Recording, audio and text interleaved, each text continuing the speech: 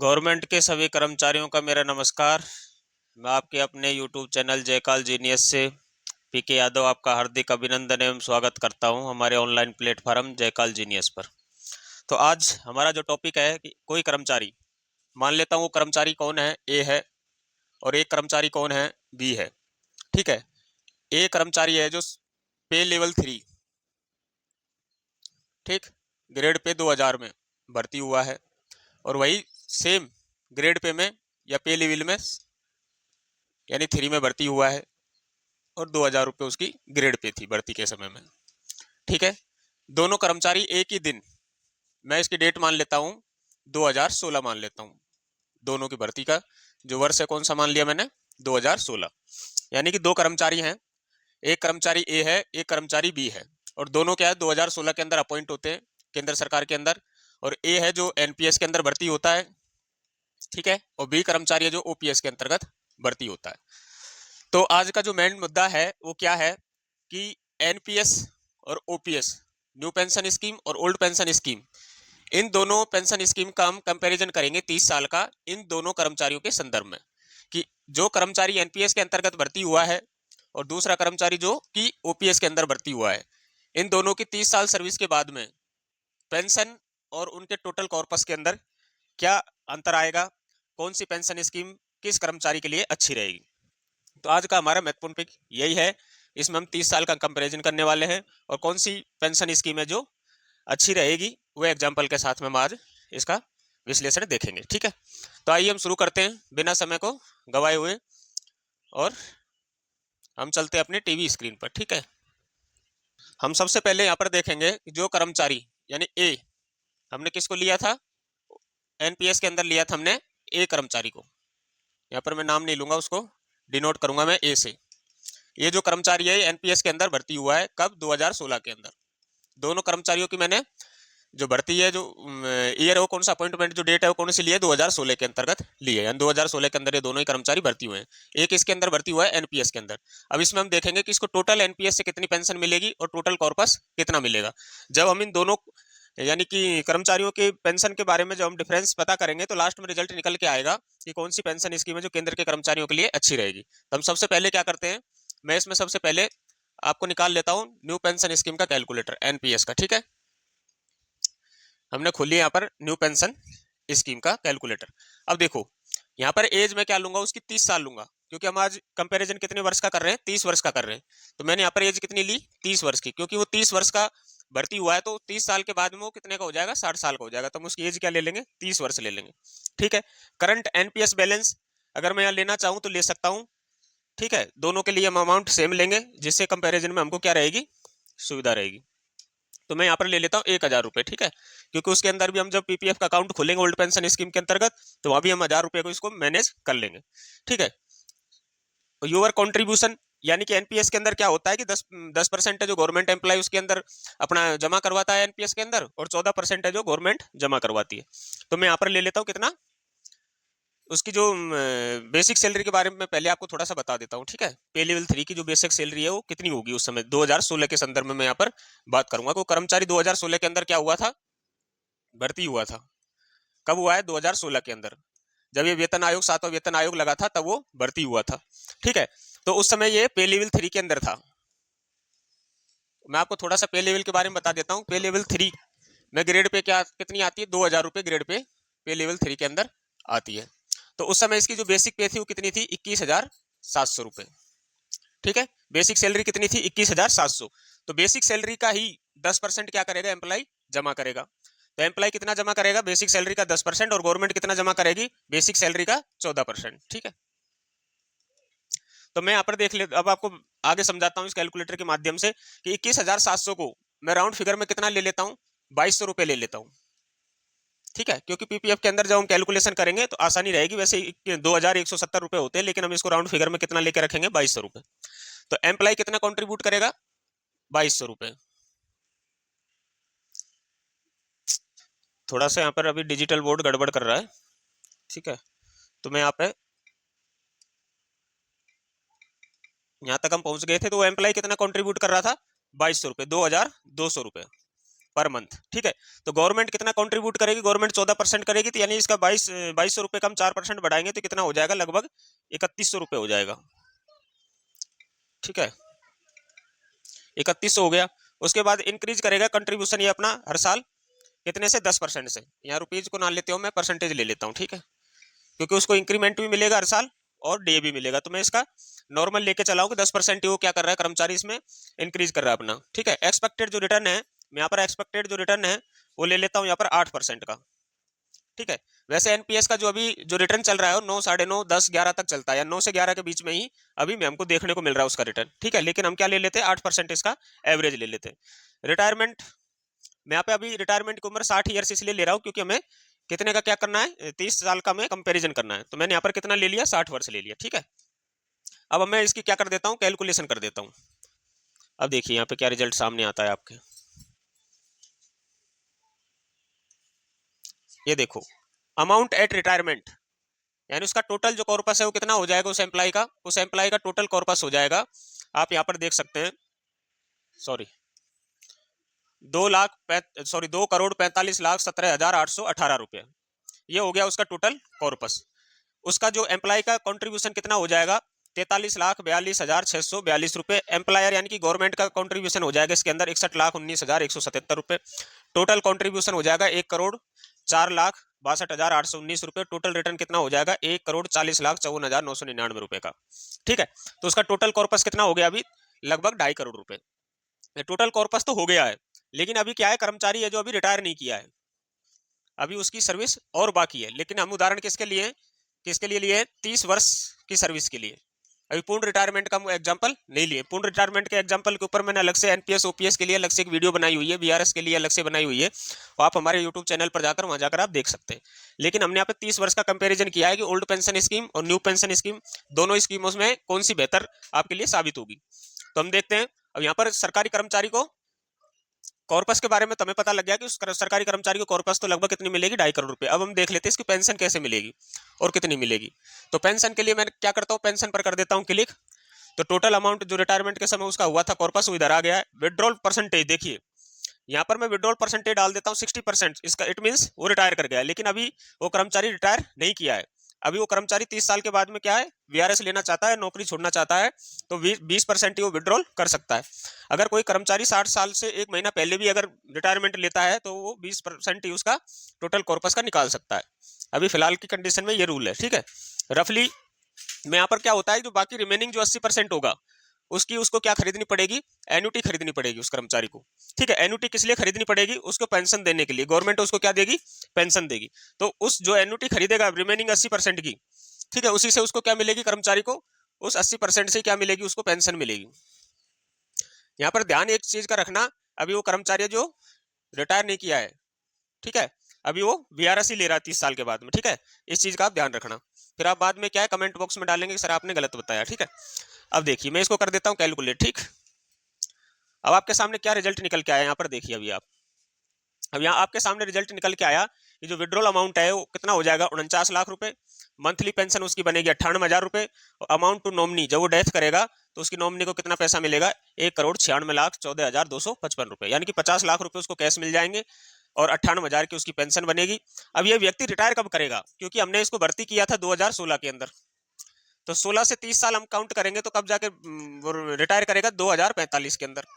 तो अब आप इस चीज से अनुमान लगा सकते हैं कि 2045 के अंदर 50 लाख रुपए की क्या वैल्यू रहेगी या रहने वाली है, क्योंकि अभी 10-20 लाख रुपए की अभी कोई वैल्यू नहीं है, तो उस समय 50 लाख रुपए की कितने की बराबर वैल्यू रहेगी, आज के 50,000 रुपए के बराबर। ठीक है, उस समय का आज का 50,000 और उस समय का 50 लाख दोनों बराबर रहेंगे। तो अब आप अनुमान लगा सकते हैं कि एनपीएस में उस व्यक्ति को 30 साल के बाद सर्विस करने के बाद भी कितना सा पैसा उसको मिल रहा है। ठीक है, अब मैं यहाँ पर बात कर लेता हूँ किसकी, ओल्ड पेंशन वाले कर्मचारी के बारे में, जिसको हमने लिया है किसमें, उसका नाम लिया था हमने बी। ठीक है, वो भी 2016 के अंदर सेम ईयर में भर्ती हुआ है, ओपीएस के अंदर हुआ है, 2,000 रुपए ग्रेड पे पर भर्ती हुआ है, पे लेवल 3। सब कुछ डाटा हमने किसके अकॉर्डिंग लिया है, सेम लिया है। ए और बी का क्या लिया है, सेम लिया है। अब देखो, अब इसमें हम पहले ज्ञात करेंगे कि इसको पीपीएफ के अंदर कितना टोटल अमाउंट मिलेगा, पीपीएफ से इसको टोटल अमाउंट कितना मिलेगा। ठीक है, और उसके अलावा पीपीएफ के अलावा इसको पेंशन कितनी बनने वाली है इसकी, क्योंकि एनपीएस वाले कर्मचारी एक ही, तो हमने पेंशन और टोटल उसका अमाउंट जो एनपीएस के अंतर्गत मिलने वाला था वो हमने ज्ञात कर लिया यहाँ पर, ठीक है। अब हम ज्ञात करेंगे बी का, ठीक है। बी है जो किसके अंदर भर्ती हुआ है, ओल्ड पेंशन स्कीम के तहत। चलो तो हम सबसे पहले अब देख लेते हैं। देखो, जो ओल्ड पेंशन स्कीम के तहत जो कर्मचारी भर्ती होता है उसको क्या मिलता था, जीपीएफ मिलता था। और जीपीएफ कैसे मिलता था कि गवर्नमेंट अपने पेमेंट से कुछ हिस्सा है जो जीपीएफ के अंदर जमा करता था, ठीक है। तो हम क्या करेंगे कि जितना पैसा हमने एनपीएस में एम्प्लॉय का कटवाया था उतना ही पैसा हम जीपीएफ में किसका कटवाएंगे, बी नाम के एम्प्लॉय का कटवाएंगे। तो हमने वहां पर अकाउंट ओपनिंग के लिए हमने क्या लिया था, उस समय 1000 रुपये लिए थे, तो हम यहाँ पर इधर ऊपर 500 कर देते हैं ओपनिंग बैलेंस, और लमसम भी हम यहाँ कितना कर देते हैं, 500 कर देते हैं, ठीक है। तो दोनों वो मैनेज हो गए 1000 रुपया। रेगुलर डिपॉजिट हम कितना करते हैं, वहां हम 2200 रुपये उस एम्प्लॉय का क्या कर रहे थे, जमा कर रहे थे हम, ठीक है। तो इसके अंदर हम क्या करेंगे, 2200 रुपये पर मंथ हम क्या कर रहे हैं, रेगुलरली डिपॉजिट कर रहे हैं, ठीक है। इंक्रीज करेंगे हम पर ईयर वही 10% से, ठीक है। पर ईयर 10% से हम क्या करेंगे, इंक्रीज करेंगे, ठीक। रेगुलर 10 नहीं हुआ क्या, रेगुलर डिपॉजिट जो टर्म है वो कितनी है, 30 ईयर्स के लिए। एनुअल इंटरेस्ट रेट हम कितना ले लेते हैं, 8 ही मान लेते हैं हम, ठीक है। टोटल टर्म भी हम कितना कर देते हैं, 30 ईयर्स कर देते हैं, ठीक है। ये हो गया आपका, और यहाँ भी 3 ही रह गया, 30 कर दिया। कंपाउंड जो ईयरली लिया है हमने, कंपाउंड इंटरेस्ट है जो सीआई हमने क्या लिया है, एनुअली लिया है, ठीक है। इसको हम करते हैं कैलकुलेट। देखो जीपीएफ में उसका कितना पैसा उस एम्प्लॉय का जमा हो जाएगा। अब यहाँ पर ये देखिए आप, जब भी वह व्यक्ति यानी बी नाम का कर्मचारी जब भी वो वीआरएस लेगा या 30 साल के बाद में सर्विस छोड़ना चाहेगा, तो उसको कितना अमाउंट जीपीएफ में उसका जमा हो जाएगा। क्योंकि जीपीएफ का जो अकाउंट होता है 20 साल के बाद में अगर वो कर्मचारी सर्विस छोड़ के जाता है तो उसका जितना भी पैसा जीपीएफ के अंदर जमा होता है पूरा का पूरा उस कर्मचारी को लौटा दिया जाता है ओल्ड पेंशन स्कीम के तहत। जो ये टोटल कितना कॉर्पस हो गया उसका, 1 करोड़ रुपया। कितना हो गया, 1 करोड़। किसके अंदर, ओपीएस के अंदर। एनपीएस के अंदर कितना हुआ था, एनपीएस के अंदर हुआ था 50 लाख, ठीक है। इसके अंदर कितना हो गया, 1 करोड़, यानी कि लगभग दुगना रुपया उस एम्प्लॉय को क्या होगा, ओपीएस के अंदर जीपीएफ अकाउंट में, जीपीएफ अकाउंट के रूप में उसको मिल जाएगा। तो यहाँ पर क्या देखने को मिला हम लोगों को कि एनपीएस में जो हमें टोटल कॉर्पस जो मिलेगा, एक मुश्त जो धनराशि हमें निकालने का मौका मिलेगा 20% का, वो हमें कितना मिल रहा था, 20 लाख रुपए मिल रहा, सॉरी 50 लाख रुपए मिल रहा था। और ओपीएस के तहत हमें जो जीपीएफ में जो पैसा जमा है जो मिलने वाला है वो हमको कितना मिल रहा है, 1 करोड़ रुपए। इसका मतलब कि हमें दुगना फायदा होगा, 2 गुना फायदा हो रहा है ओपीएस के अंदर, ठीक है। ये तो हो गया उसका जीपीएफ और जो एनपीएस के अंदर हमने जो पैसा जमा किया है उसका डिफरेंस, यानी कि दोनों का कितना डिफरेंस आ रहा है, दुगना आ रहा है। ओपीएस में दुगनी धनराशि मिलेगी, एनपीएस में उसकी आधी मिलेगी, ठीक है। अब हम देखते हैं कि ओल्ड पेंशन स्कीम में उसको पेंशन कितनी मिलेगी, क्योंकि हमने न्यू पेंशन स्कीम में तो डायरेक्ट वही ज्ञात कर लिया था, लेकिन यहाँ पर पेंशन के लिए अलग से मैंने एक सीट बनाई हुई है, वहां से हम कैलकुलेट करने की कोशिश करेंगे कि ओल्ड पेंशन स्कीम के अंदर कितनी उसको पेंशन मिलने वाली है, ठीक है। अब हम चलते हैं इस वाली सीट पर। यहाँ पर देखो, यहाँ भी आपको थोड़ा सा समझाने की जरूरत पड़ेगी मुझे। वो कर्मचारी कब भर्ती हुआ था, वो कर्मचारी 2016 के अंदर पे लेवल 3 में। यहाँ पर आप देखो पे लेवल 3 है, दिखाई दे रहा है। उसके अलावा देखो, थोड़ा सा जूम कर देता हूं मैं इसको, जिससे आप लोगों को यहाँ पर साफ दिखाई देगा, ठीक है। ये देखो, अभी शायद कैमरे के अंदर आपको दिखाई दे रहा होगा, ग्रेड पे 2000 है, लेवल 3 है, ठीक है। और वो टोटल सर्विस कितनी करेगा, वो टोटल सर्विस तो वो कर रहा है 30 साल, लेकिन क्या है कि 30 साल जब तक वो सर्विस 30 साल सर्विस जब तक वो करेगा तो उसको टोटल इंक्रीमेंट है जो उसको कितने मिल जाएंगे, 33 इंक्रीमेंट मिल जाएंगे। कैसे मिल जाएंगे सर, कि 10 साल 20 साल और 30 साल, यानी हर 10 साल पर उसको एक एमएससीपी मिलेगी। तो एमएससीपी में हम सीधा सा हम समझ लेते हैं कि 3 उसको एक्स्ट्रा इंक्रीमेंट उसको मिल जाएंगे। जब 30 और 3 33, यानी 30 तो यहाँ तक ही हो गया, और 3 एक्स्ट्रा इंक्रीमेंट उसको हम दे रहे हैं, यानी कि 33। तो उसकी बेसिक सैलरी उस समय कितनी हो जाएगी, 2000 रुपये ग्रेड पे में हम देखते हैं तो उसकी हो जाएगी 56,200 रुपये। कितनी हो जाएगी, 56,200 रुपये, ठीक है। 33 साल के सामने हम देख लेंगे, ठीक है। अब इसके अंदर सर आप बोलोगे कि आपने सर वेतन आयोग को शामिल नहीं किया। हाँ, मैंने इसके अंदर वेतन आयोग को शामिल नहीं किया है, ना मैंने एनपीएस के अंदर शामिल किया था, ना ओल्ड पेंशन स्कीम में शामिल किया था, ठीक है। एक मैंने इसमें वेतन आयोग को जब शामिल नहीं किया तो मैंने डीए को किस आधार पर लिया, मैंने डीए को इस आधार पर लिया है कि 2024 तक मैंने डीए को लिया है कितना, 24%, कितना सॉरी 50%। यानी जब तक मैं वीडियो रिकॉर्ड कर रहा हूं तब तक सेंट्रल गवर्नमेंट के कर्मचारियों को कितना डीए मिल रहा है, अभी जनवरी 2024 तक 50%, ठीक है। अभी जब वीडियो रिकॉर्ड हो रही है अभी डीए कितना चल रहा है, 50%। तो अब मैं यहाँ से आगे के जो वर्ष जो बचे हुए हैं रिमेनिंग टाइम के लिए, यानी कि मैं लगभग यानी 22 साल के लिए मैं जो डीए लेके चला हूँ वो लेके चलाऊं टोटल इसको और नेक्स्ट जो उसको मिला के 210% का, ठीक है। 160% डीए तो आपका बढ़ ही जाएगा कितने साल में, 22 साल के अंदर। कितना समय बचा है उसको, 8 साल तो उसकी सर्विस को हो गए, अभी समय कितना बचा है, 22 साल पूरा बचा हुआ है, यानी 23 ही मान लीजिए इसको, ठीक है। तो 23 साल का मैंने जो डीए लिया है यहाँ पर 160% लिया है, कोई ज्यादा नहीं लिया है, ठीक है। अगर मैं इसको और थोड़ा बढ़ा देता, अगर मैं 10% हर साल इसको मैं बढ़ाता हूं तो ये 230% चला जाएगा 23 वर्ष का ही, और 50% का ये, तो कितना हो जाता है, 280% हो जाता है। कितना परसेंट, 280। लेकिन मैंने अभी कितना लिया है, 210% लिया है। उसके पश्चात मैं इसको 280 ना लेकर के मैं कितना लूंगा, 250 लेकर के देखेंगे, ठीक है।